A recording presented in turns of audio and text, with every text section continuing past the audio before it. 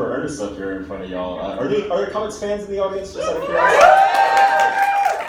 All right, so my name is David. Everyone calls me David Brothers because my name is awesome. Like Charlie said, I'm a writer, editor, podcaster. I live in Oakland. I think of it as opinion spamming. I just have so many thoughts in my head that I have to get out there. So sorry, internet, I guess. I just put out actually a novella-length letter about Quentin Tarantino's Django Unchained on Gumroad because I love the movie. It really rocked my world. And I was like, oh, it's Black History Month. Let me represent a little bit.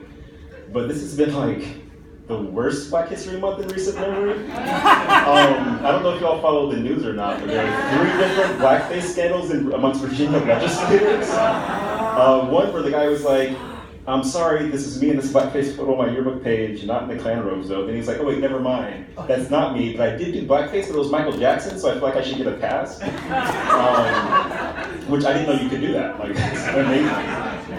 Kanye's friend Candace Owens said something incredibly reckless about Hitler. Liam Neeson said he wanted to go out and lynch a black dude when he was younger. It's been a hard year already. It's only February. And I got a complex relationship with Black History Month, and this is not helping at all. Maybe a lot of black people do, I don't know. But the thing is, I value Black history, but Black History Month is tedious.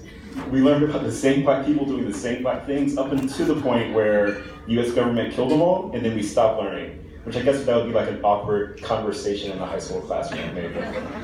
But I do love it. I learned a lot about my culture in Black history. It's important that Black history is intertwined with American history, because there's no America without us. We made this, we built this. It would be nice if America had asked first, but I got here. But so, January 2008. I've been running a comics blog with some friends of mine, Gavin Jasper and Esther Inglis Arkell, called Fourth Letter, because the fourth letter is D, David. It's really clever. But I woke up, I was like, oh, I'm black, I like comics, I should do Black History Month stuff. So I wrote 31 posts over the course of 29 days about Black history and comics, kind of tying together black culture, rap lyrics and comics panels, this character's cool, Luke Cage this, Black Panther that. And it felt good. People liked it, I liked it, which was kind of a little bit more important. And it started a trend. I did it for 4 years in a row, 2008 till 2011, from 24 till 28, something like that. I was an English major, I don't count for a living. And 2009, I did it again, 31 posts. But what was different between 2008 and 2009 is that Oscar Grant was murdered by BART police on New Year's Day 2009. And it didn't make it into my post, but it really kind of settled in my heart in a way I didn't realize for years. Excuse me. So instead of just kind of the reckless, I know stuff, I like comics, check this out, I try to get a little deeper, provide context for all the things happening to black characters in comics, for the things that could happen for black characters in comics, or even just why we weren't present in the comics that we've grown up reading our entire lives. I feel like every black person I know likes X-Men, and I wonder why. And so I did it again, 31 posts, 28 days. No, 30 posts, 20 days. I did a lot, to boil it down. 2010, I did it again, and this time around, I called it Black Future Month, because that's the only place you can go with Black history, is a pun. And I did just 10 posts instead of 30-something, because I wanted quality over quantity. I wanted to really dig into what we brought to the culture, what we were putting in our books, talk to the people making the books. So I did long-form interviews, I did research, and as a college dropout, research sucks, but I did it because I loved it. And then I did it one more year, 2011. And what changed between 2010 and 2011 is that I realized that representation matters. I think everybody agrees on that. But I think representation on the page, but representation behind the page is a pantomime. And pantomimes can be really, really good, but they don't beat the real thing. So it's important to have the real thing behind the page.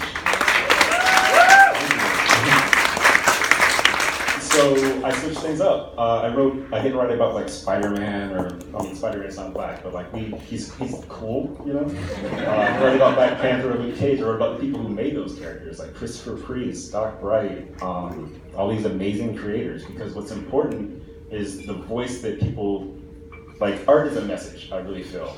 And even if you don't intend a message in your art, you're making a message, either way, it's a story, you're communicating.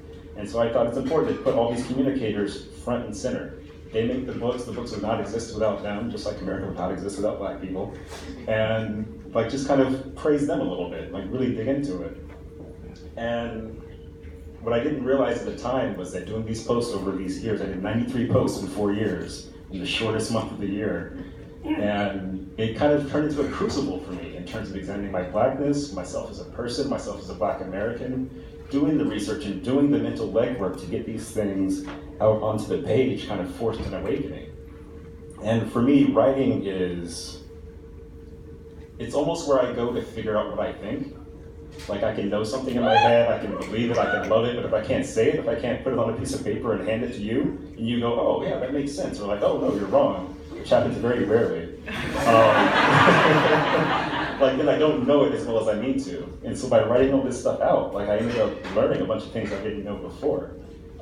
Writing's a crucible for me. It's where I go to like be killed by my ideas. And I felt weird looking back at these posts at first because I wrote them when I was 24, like I'm 35 now. That doesn't sound like a lot older, but it really is. And all I can see is the man I used to be. And it's the kind of embarrassment that doesn't come from shame. Like I'm not sad or, well, a little bit I'm like, oh, I could have done this better. Like this turn of phrase wasn't that great. But mostly I can see the growth between now and then. And a lot has happened between 2008 and 2011. Like I don't have to tell you all about the recession, Obama, like Black Lives Matter really blowing up. And a lot happened for me too. Like I had both sets of grandparents back in 2008.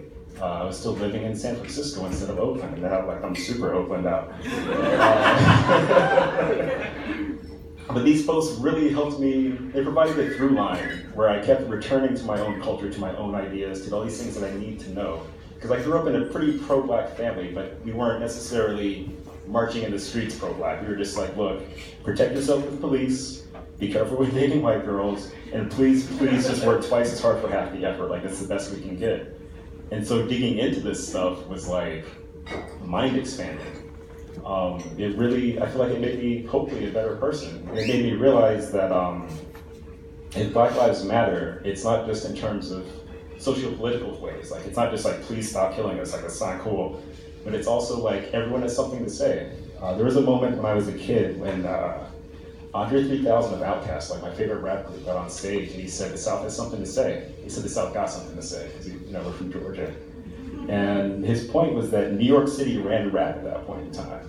But the South was coming up because the South had something to say. And by studying Black history and digging into these books and all these speeches and like artwork and poems, I realized that the normal person has something to say too. It's not just people who can give Marches on Washington or Atlantic cover, stories, or even like speeches at writers with drinks. Like everyone's got something. And this kind of like baby humanist position has kind of served me well. And it felt awkward that comic books got me here, because you think, oh, it's just tights and fights and superheroes and like sad boys in the snow. Too direct, maybe. But comics are real too. They're part of our lives. They make $1 billion in the movies. Comic books send me across the world. I gave this speech at a college in Tokyo 2 years ago. I go to Toronto for talks once a year. I've traveled around the country just talking about comic books to people. And just like Black culture is part of American culture, comic books are as well. So it makes sense that the art we create would tie into the culture that we live in. And my goal with the Black History Month post was to tie all those together. And hopefully it worked. But failing that, my goal is just to like pay attention to people like me and you, your mom and your cousin too. Like you can't tell me Gwyneth Paltrow has better advice than literally any Black grandmother. Like Tony Robbins could not be as motivational as my grandfather handing me a shovel being like, dig, the job's not done until it's done. On a Saturday morning when Dragon Ball Z is on. But with that, all I want to say, like, please just dig deep into the media you consume. Like, look at who's making it, look at what they're saying, look at what it says about the world it came from and the world we're in now. Like, just kind of scratch past that surface, find out what's underneath, and you might find an awakening too. But with that said, I want to return y'all to Blackface Amnesty Month. My